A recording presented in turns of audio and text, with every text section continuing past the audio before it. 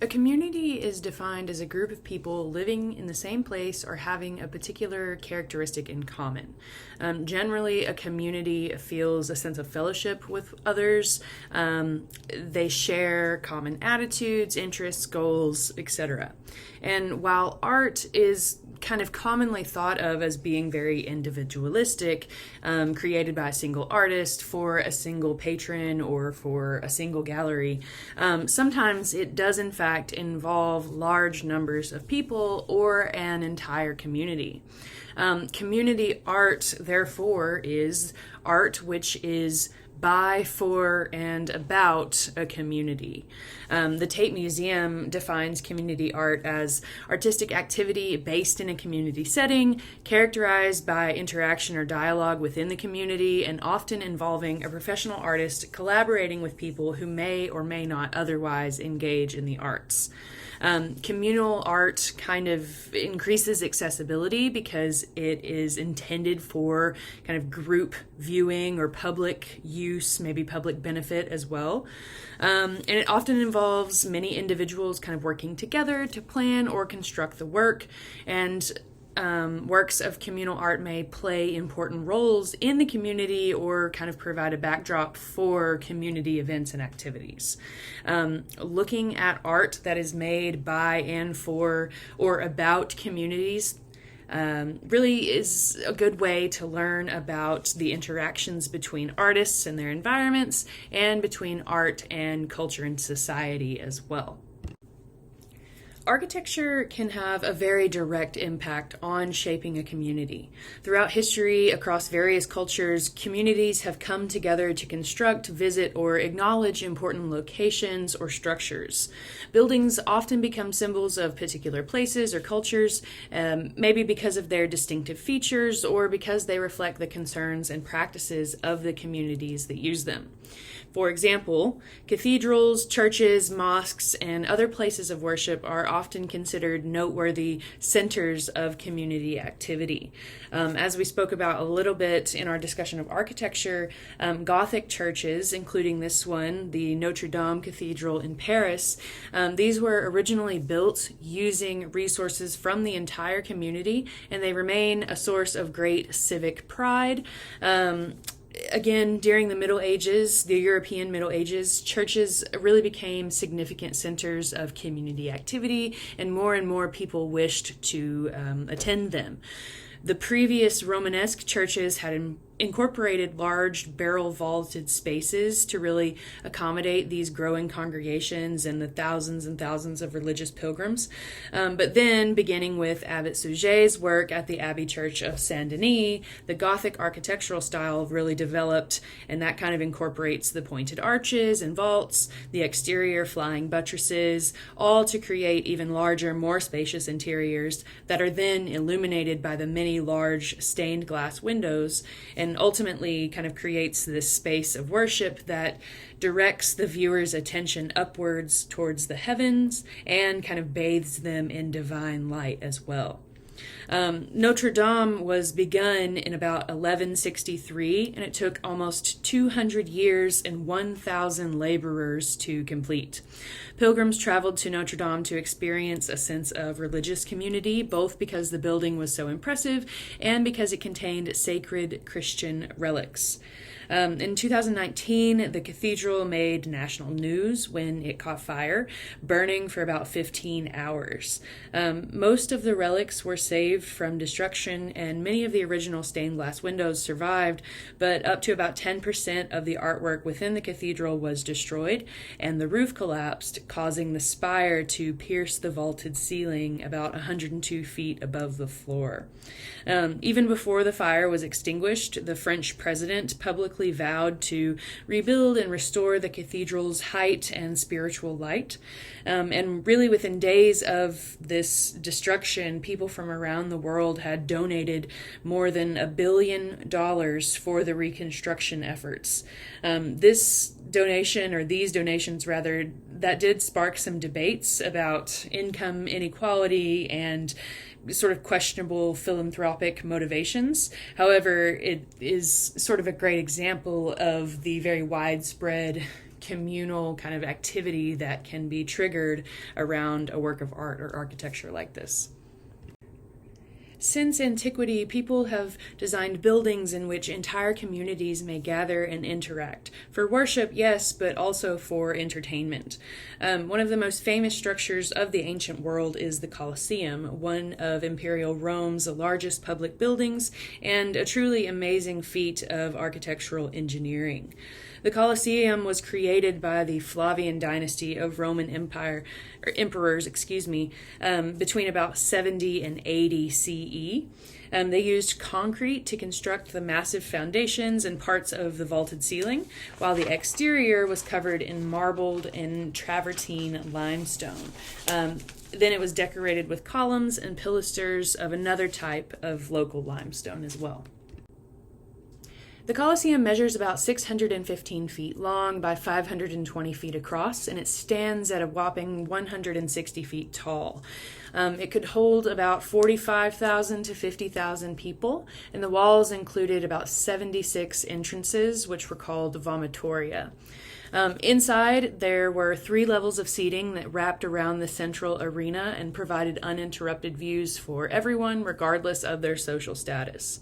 Barrel vaulted access corridors and tunnels underneath those seating areas provided access to all levels, and then there was additional standing room kind of at the top.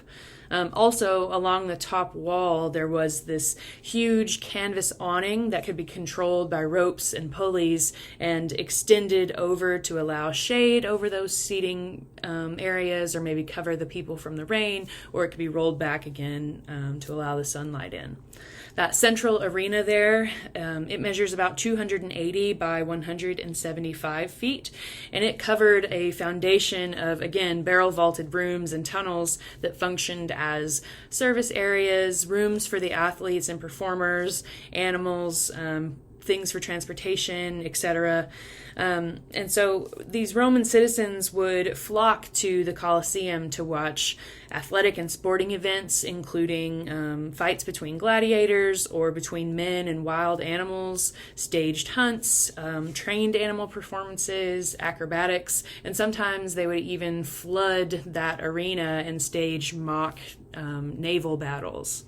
During the roughly 100-day opening ceremony for the Colosseum, which occurred in the year 80 CE, it's estimated that about 9,000 animals and 2,000 gladiators died. The Colosseum was used for entertainment for about 400 years, with an estimated total of about 400,000 people perishing within its walls, and millions of animals, including Balkan lions, which went extinct in the year 1000, and North African elephants, which also went extinct in the year 300. Of course, people still flock to this structure today, so it still stands as a great example of how community art, particularly works of architecture, can become these iconic symbols of particular places or cultures. In addition to attracting members of the public who are seeking entertainment, cultural instruction, or reflection, museums also serve as centers of local distinction, and many museums, including this one, the Solomon R. Guggenheim Museum in New York City, have really sought to broaden their appeal even further by hosting community events, including festivals, concerts, and other things. For many visitors, though, the architectural design of a museum like this can be just as much of an attraction. For example, when the Solomon R. Guggenheim Museum was commissioned from the architect Frank Lloyd Wright, the director asked him to create, quote, a temple of spirit, a monument. The director said, quote, the building should be unlike any other museum in the world. Wright's design here employs a very sort of distinctive organic shape that contrasts with the city's other blocky rectangular structures, while the interior remains open with this continuous spiral ramp that goes around the central atrium connecting each successive floor. The space is filled with light from the domed skylight above as well. Wright once explained, quote, "A museum should have, above all, a clear atmosphere of light and sympathetic surface. It should be one extended, expansive, well-proportioned floor space from top to bottom, a great calm and breath pervading the whole space. The whole thing will either throw you off your guard entirely or be just about what you've been dreaming of," end quote. The final structure here is a very unique building that contradicts traditional museum design. It also provides plenty of space for community activity and interaction. It evokes awe, and it also highlights human creativity and ingenuity as well. Artistic and architectural projects can also have very strong impacts on the community within which they take place. For example, during our discussion of architecture, we looked a bit at Frank Gehry's Guggenheim Museum in Bilbao, Spain, the design of which is somewhat similar to its New York counterpart by Wright in that it's very sort of non-traditional, using organic forms and irregular but spacious interiors and exteriors, really. But the museum's design here in Bilbao is also meant to reflect its surrounding community. The powerfully organic sculptural structure was designed to suggest ships and ship construction, reflecting the city's history as a center for shipbuilding and industry. Bilbao was known for its shipbuilding industry, but by the 1990s, when this structure was under construction, the city had really fallen on hard times with a high unemployment rate and a lot of social unrest, and there were very few tourists visiting the city at this point in time. However, after Frank Gehry completed this fantastic titanium-clad structure with its ship-like profile, visitors started flocking to the city to see the museum's sweeping curves, soaring spaces, and of course the contemporary art held within it. The city immediately felt the museum's economic impact, and within about 20 years, the museum and the neighborhood revitalization that it sparked had created about 5,000 new jobs and had generated more than about $750 million in revenue. So again, the Guggenheim Museum here in Bilbao serves as an example of how both art and architecture can sometimes transform communities completely.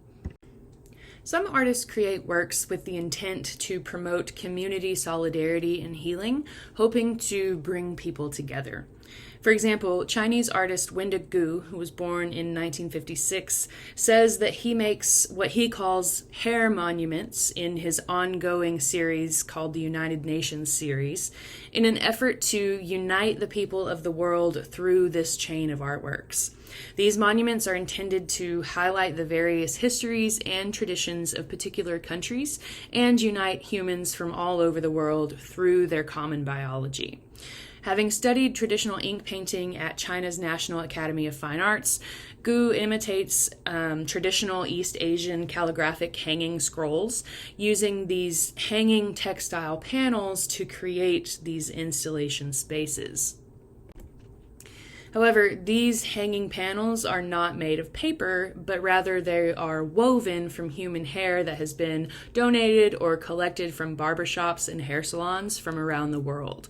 Wendig Gu weaves the hair into these sort of lace-like patterns and then paints symbols using a brush that is also made from human hair, making these sort of pseudo-characters that are based on Chinese, English, Hindi, and Arabic languages.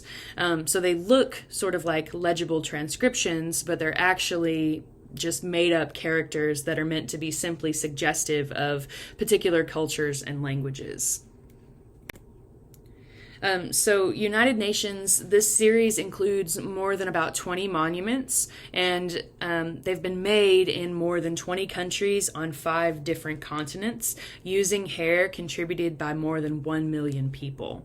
This particular one, China Monument Temple of Heaven from 1998, this is sort of reminiscent of a Buddhist temple in which one might partake in a traditional tea ceremony or kind of quiet meditation. The space is draped with these curtains of hair that were collected from shops in China and New York's Chinatown. And they sort of surround this meditation space with an ancient Chinese-style wooden table and chairs. Video monitors in the seats of the chairs project clouds and poetic text, while music with ancient Chinese bells plays softly, all so that the viewers experiencing this monument, this artwork, are given the sense that they have sort of entered into this spiritual realm. Here's another of Wendigoo's United Nation monuments. This one is called Babel of the Millennium from 1999. Here they used more than 100 roughly 75-foot tall panels woven from hair collected in 325 shops in 18 different countries. With these monuments, the artist is exploring ideas of communication, globalization, and how universal biological qualities such as hair can tie us together even when language acts as a barrier. The artist is kind of challenging the viewer to try and understand the lives and cultures of others in an effort to promote global community. He says that his goal is to someday create monuments in every country of the world, linking all of the different human cultures together. As another example, in 2020, during the COVID-19 pandemic, New York gallerist Andrea Rosen created a project which involved 1,000 international invitees and an untold number of viewers and participants to create numerous installations that recreated the 1990 work Untitled Fortune Cookie Corner by American artist Felix Gonzalez Torres. They recreated this this installation in several exhibition locations around the world simultaneously, including Argentina, Germany, Brazil, China, Venezuela, South Korea, South Africa, Finland, and multiple places within the United States. Each of these sculptures consisted of a pile of thousands of fortune cookies. Over time, the sculptures diminish because viewers were invited to take a cookie from the pile as they passed. Ultimately, this kind of shrinking of the pile was meant to symbolize the astounding loss inflicted by the COVID-19 virus. Individual sculptural sites or installation sites were meant to replicate the isolation of quarantine, just as the network of around 100 installations indicated the global impact of the COVID-19 outbreak. These installations were on view between about May 25th and July 5th, 2020. And on June 14th, 2020, the cookie piles were all replenished, symbolizing a sense of renewal. The project here was seeking to promote a sense of community and hope, encourage solidarity, make art more accessible around the world, and provide a bit of lighthearted, unexpected fun in a dark time. Yet it also drew indirect but critical attention to the harsh reality of the situation and memorialized those who had been lost to the pandemic. Public art is that which exists outside a gallery or museum, generally in public spaces such as plazas or parks, or on the exteriors of buildings. Public artworks are planned and executed with the intention of being staged in the physical public domain, and therefore they are accessible to wide audiences. Sometimes these works also form centers of community activity within their own right. For example, American artist Patrick Doherty makes these site-specific works, meaning they were created specifically for a particular location. He calls them stick works, and he creates them all around the world. The process of making a stick work takes several weeks, and the lifespan of these temporary structures is usually about 2 years before the natural materials break down. A key part of the construction is the involvement of hundreds of community members who collect saplings, ideally from the location in which the work is to be stalled, if at all possible. And then together they kind of build the sculpture using this weaving technique. This particular sculpture that we see in these images is called Grand Central, and it was made by Doherty and his team using willow to transform twigs and branches into a sculptural spectacle within the forest of royal palms in the McKee Botanical Garden in Vero Beach, Florida. Visitors are encouraged to enter and explore the sculpture's winding pathways. So not only was the creation of this work a communal effort, it also serves as a place for communal gathering and experience. Bulgarian artist Christo and his French wife Jean-Claude are known for their monumentally scaled, site-specific public works that temporarily alter the surrounding landscape. They've created about 23 large-scale works over 45 years of collaboration, typically installed near or within human-made structures or environments, and intended to be seen by huge numbers of people. Their projects require huge amounts of planning and cooperation by artists, community members, politicians, environmentalists, engineers, and others, all to work out the logistics and overcome governmental regulations and snags in the plan. All this means that it takes years to see one of these works to completion, and then these are temporary structures, so the final project only stays in place for a short period of time. Christo and Jean-Claude often use large swaths of fabric to cover entire land masses or buildings, kind of transforming both rural and urban landscapes into dramatic art installations that demand the community's attention. For example, Running Fence was installed across 24.5 miles of farmland in Bodega Bay, Northern California in 1976. The couple also wrapped the Reichstag building where the German parliament meets in Berlin in 1995. Often their works are sort of political and interventionist. They reference capitalism and the packaging of consumer products, the interaction between human society and nature, as well as other things. Here's another example. This one is called Surrounded Islands, which involved surrounding 11 of the 14 islands in Biscayne Bay next to Miami with floating skirts of pink woven polypropylene fabric. Christo and Jean-Claude conceived this idea in 1980, but it took them 3 years to work out all of the engineering and logistics, to consider the potential environmental impact, to secure permits and raise money, etc. Christo once explained, all this energy is put to a fantastic, irrational purpose, and that is the essence of the work. In this particular work, the end result is a sort of harmony of colors, with the bright pink kind of in contrast with the lush tropical environment, and then we have this sort of interesting illusionistic reverse lily pad being created with the luminous pink fabric kind of clinging to the edges of the island, and then the island sort of serves as the leafy pad in the center.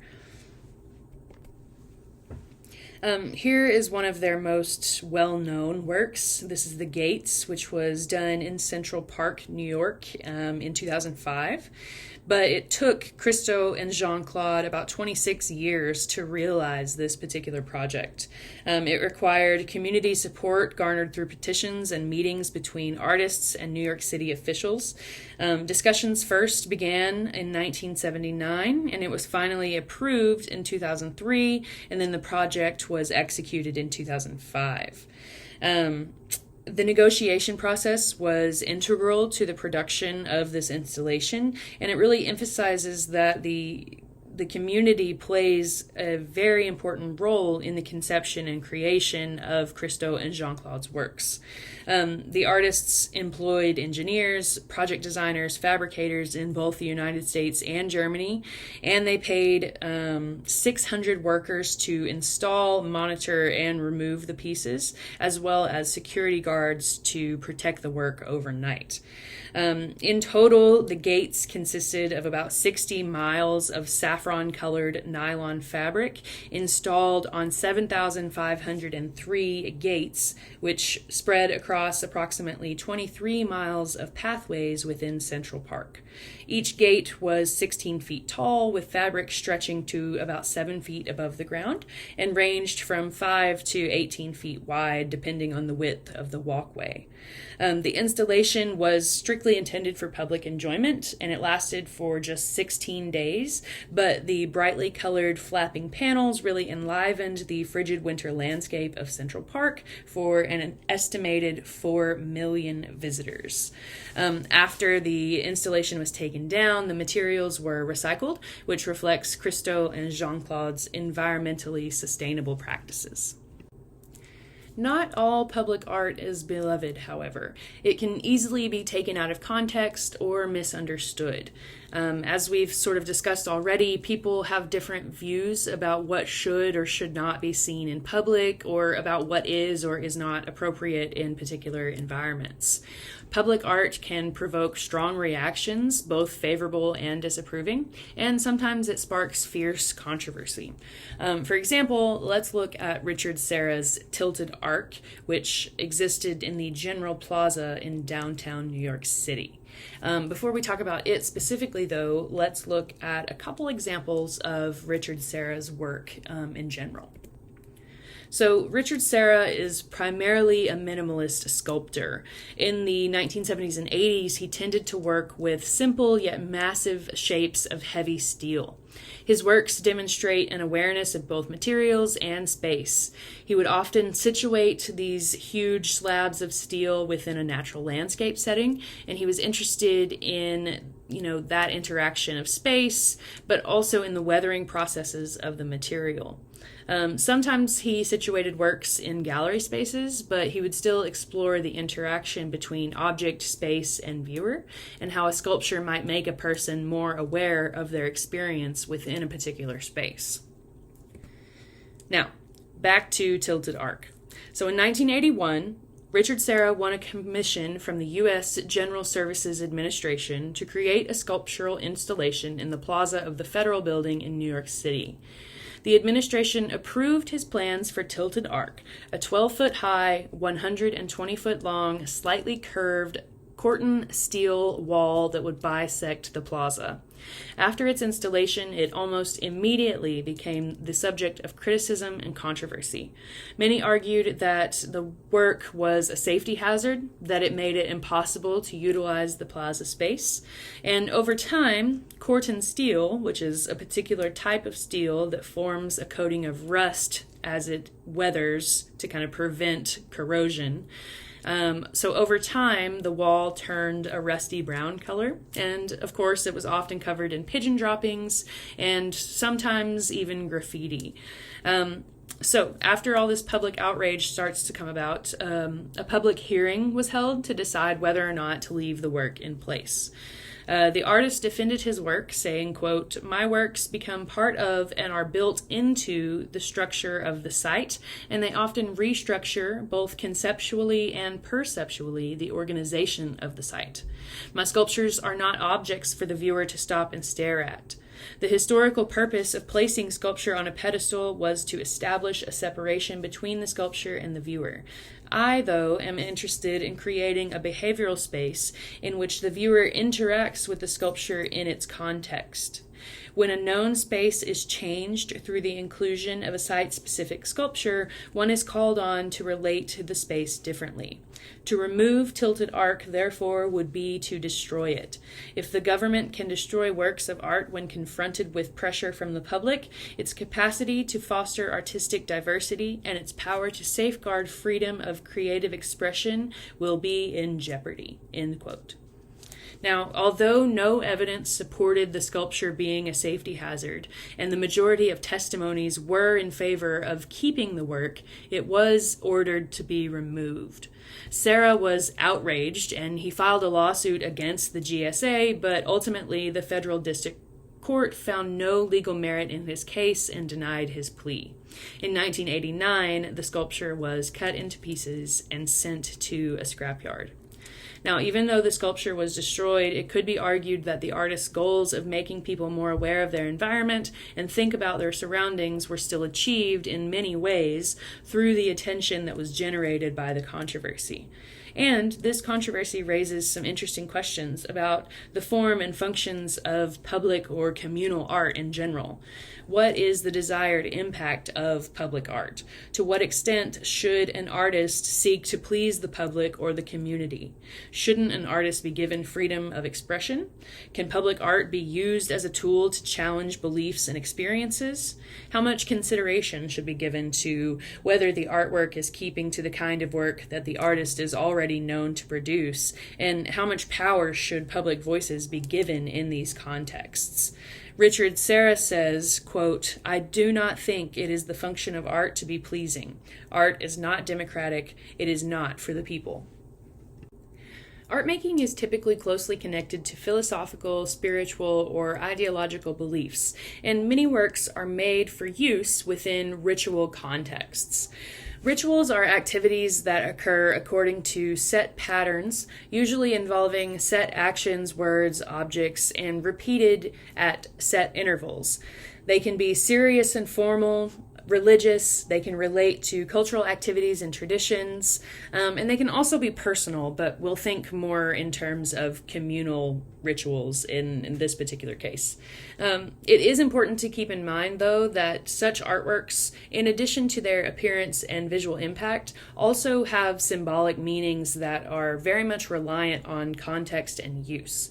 The objects themselves may be temporary, or maybe they're suggestive of temporary activities such as sights, sounds, smells, etc. But they are meant to be sort of experienced in their original context. The ways in which we might experience objects such as masks or costumes or ritual sculptures, musical objects, the ways that we might experience those things in museums are very, very different from the ways that they would be experienced in their original context. This particular image is showing a pair of masqueraders in the country of Benin in West Africa. So masquerades serve as important communal events in many cultures, and oftentimes they sort of mediate between human and spiritual worlds. Many cultures believe masquerades enable human beings to communicate with the spirit world, and the masker's spirit or personality is temporarily replaced with that of the spirit being evoked. Additionally, the ritual performance of masquerades sort of serves to strengthen the cultural beliefs of the community, and it can also have a direct impact on the functions and behaviors of the community. Now, of course, masks are generally the sort of focal point or the main object associated with such performances. However, they must be combined with costumes, music, dance, etc. to truly invoke a particular spirit. Yoruba peoples in Nigeria, West Africa, perform what they call gelede rituals, which are performed by men. However, they're meant to honor and celebrate female strength, women as mothers, and commemorate the women's life-giving powers in hopes that they will continue to use them to help sustain and improve the community. Now here we have an image of the masqueraders in full costume next to an image of a mask, a gelede mask that is on display in a museum in the Art Institute of Chicago. And so you can kind of see, if you're viewing this type of object in a museum, you're missing a lot of the cultural context. This particular gelede mask, it is pretty typical of these masquerades. The headgear is kind of resembling a stylish type of hat with these two overhanging flaps that are meant to reference like the ears of a dog or another animal. They can also be interpreted as the wings of a bird, which in Yoruba culture, women are associated with birds.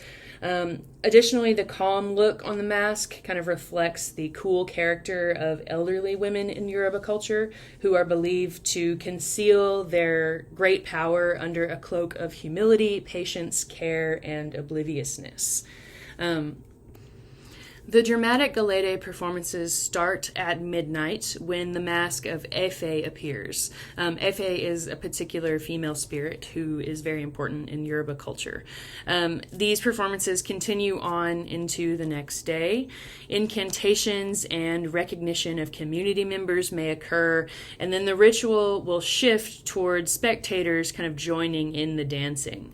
Drumming undergirds the entire ceremony, and these ceremonies also acknowledge the important part played by female ancestors in Yoruba society and promote general spiritual well-being and social harmony within the community.